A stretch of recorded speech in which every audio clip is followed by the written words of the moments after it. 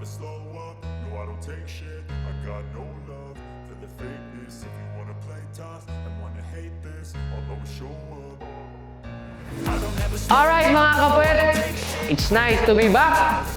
Alam ko, matagal-tagal tayo nagpahinga at wala kayong napapanood na isang kapwet na katulad ko. Siyempre, ang dami ko kasing napagpuntahan na lugar na bawat lahat ng nakakasalamuha ko, isa lang ang sinasabi sa akin, Idol, bakit hindi ka na nagko-content? Bakit hindi ko na nakikita yung mga malupit mong babae?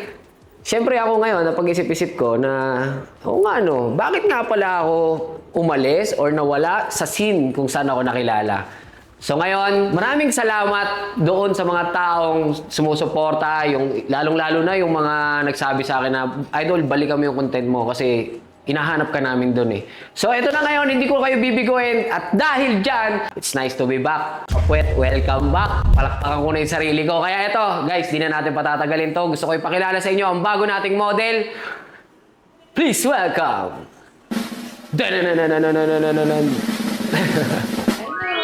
Hi! Pakilala ka muna, sweetheart. Hi, ako si Jessie Tombaga. I'm 21 years old sa Malabon City. Ano yung mga isa sa magic word ng isang taga Malabon? Masarap! Wow! Galing! Wow! Ay, oo, kasi ang pansit Malabon masarap. Yeah! Eh, di ibig sabihin, masarap ka rin. Oo naman! Eee. Bakit hindi? Hindi ko malalaman yung masarap kung hindi matitikman. Yung pansit ng Malabon. Si Jessa, anong pinagkakaabalahan sa buhay? Wala, pag-modeling lang. Modeling lang talaga. Madalas ka mag-modeling. Ano siya? Yung mga nude or ano? Sexy! Sexy? Sexy ang mga outfit, swimsuit. Mga lingerie, gano'n, no? Wala akong masyadong background pero ang masasabi ko lang, Ano? di mo ako makakalimutan sa kama. Wow, grabe naman yun. Hindi, nag-message kasi ako sa kanya na kung pwede ko siyang kuning model kasi nga pinapabalik niyo ako sa ganitong content, eh syempre nag-message na ako sa mga kaibigan natin babae na kung pwedeng matatuan. So nag-agree naman. Saan ang balak mong magpatato? Dito sana, kasi meron akong mark, gusto kong matakpan. Yan. Tulad nga na nag-shoot ako, gusto ko na magka-confidence ako sa kasi nga may mark ako dito, kailangan pa i-edit, ganun, para lang mawala. Pero may tattoo ka na? Wala pa, first time ko. Virgin ng skin. Yan ang mga gusto ko. Yung ako yung unang tutusok. Wala pa palang tattoo, no? So, hindi mo alam yung experience ng matusukan. Hindi pa. We. Pero may idea ka naman dun sa tusok ng tattoo. Kasi baka mamaya magulat ka na sa unang tusok, makapaganon ka. Hindi, may experience naman na sa tusok-tusok na yan. Eh, wala ko alam dyan. Labas na ako dyan. Karayom. Basta si Kapwet, ang trabaho nito, tumusok ng karayom. Okay. Oo. Pero yung ibang tusukan eh, wala akong alam dyan. Si Jessa, single or taken? Taken. Taken. So may tumutusok? No. Minsan. Anong vital mo? Hindi ko alam. Hindi mo alam vital mo? Ano lang? Masarap. Wow. Magic word. New vital. Masarap. Gaano ka kasarap? Rate mo 1 to 10? 100? Putong ina, nilagpasan yung 10. Matindi to. Matindi to. Okay, sige, rate mo na lang yung sarili mo sa bed. 1 to 10. 100 pa din. 100 pa rin, malupit to. Tignan ko to, pag tinatawan ko to mamaya kung hindi mag-aray-aray to. So, umpisa lang natin yan, di ba, boss? Oo, sa umpisa lang. Parang ano rin yan, sa una, pag tinusok ka, sa una, masakit. Dudugo pa nga, di ba? Kasi ganun din sa pagtatato. Una, pagtusok, dudugo. Tapos, mapapagano ka na lang. Patingin nga ako ng itsura ni Jessa pag nasasaktan. Halimbawa, eto na, tutusukin ko na. Halika dito. Halimbawa, tutusukin ko na. Unang tusok. Grabe siya, masaktan. ulit. Pangalawang tusok, Jessa. Boss! Pangalawang tusok. Eto na. Grabe siya, masaktan talaga. Grabe na siya masaktan talaga. Ready ka na ba? Yes, I'm ready. Hindi ka naman ba kinakabahan or ano? Nakakabahan. Siyempre, first time ko virginan. Oo, nako po. Masakit na masarap ang tato pag malaman mo lang. Okay. Pero malalaman mo naman mamaya. Wait lang, masyadong mainit. May aircon ba dito? Oo naman, malakas aircon namin dito ba? Pwede ba ako magbubad? Babala ka dyan. Okay lang naman. Okay, sige. Grabe naman to. Talagang ano, parang pinaramdam mo sa akin mainit dito sa studio ko ah. Ang lamig-lamig dito eh. Lamig bang init? Grabe ka, Jessa. Sa'yo lahat yan? Ha? Hindi ka ba namahagi dun sa mga kinulang?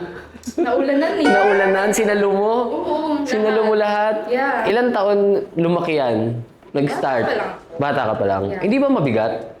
Pag tumatakbo, syempre masakit. Ah, ganun? Mga ganun-ganun eh. Ay, paano yung ganun-ganun? Mga ganun-ganun. Nagbabounce eh, no?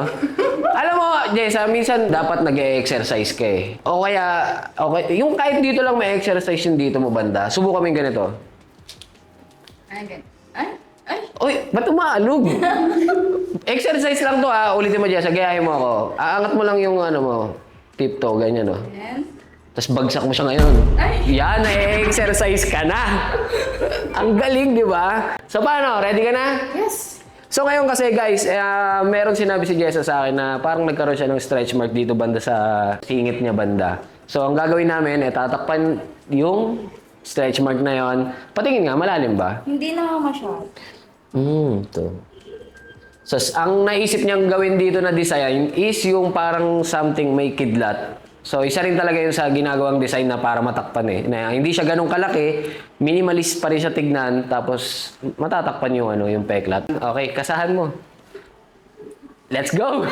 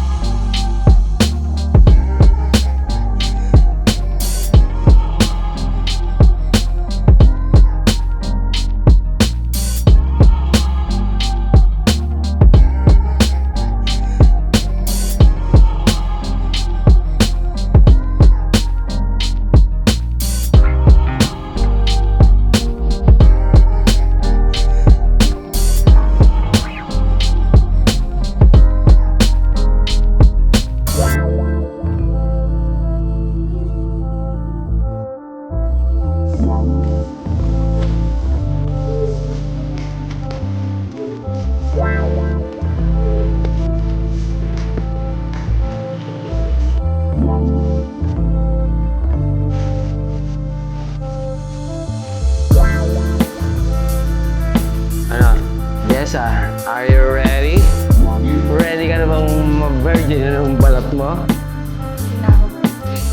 Uwi ka na? Wag, tusukan pa kita eh. Unang tusok. Reaction. Kung sa reaction mo siya una na. Okay, unang tusok, game.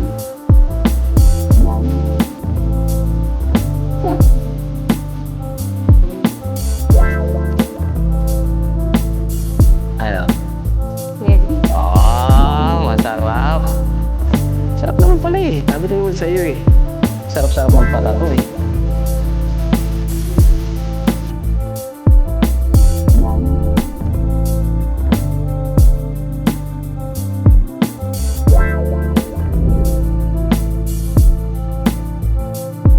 Sakit. Rate mo, 1 to 10. 9.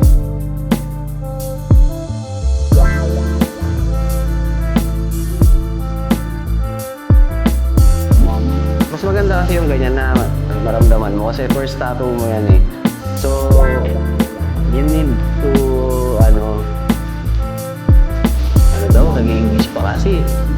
You need to experience the pain. Haba nun. Ano gusto mo mahaba? Isa pa po. Isa prank. First tattoo mo no?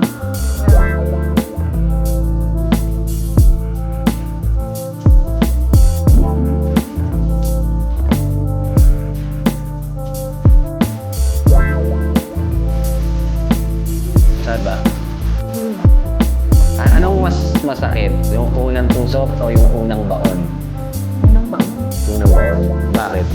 Baon na baon eh. Binaon ng gusto. Paano yung Paano?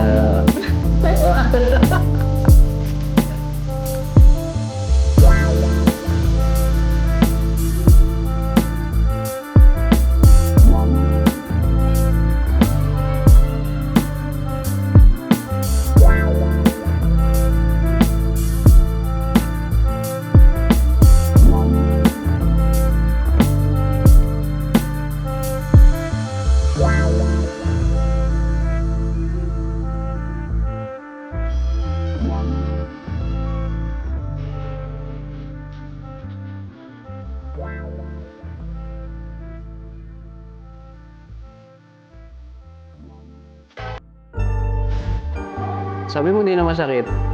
Guys, sumuko na siya. Humahapdi na. Ganun talaga ang tattoo. At least na-try mo. Hindi, yung tattoo kasi guys, sa umpisa lang yung talaga masakit. Sa unang tusok. Tapos habang tumatagal, nagmamanhid na yan.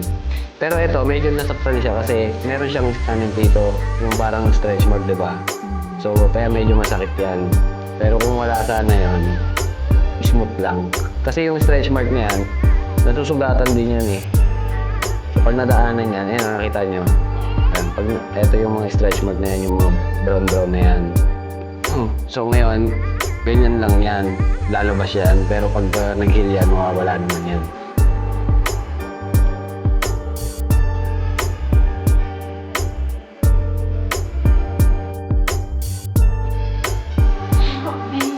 So, tingnan yung itsura niya. Ano?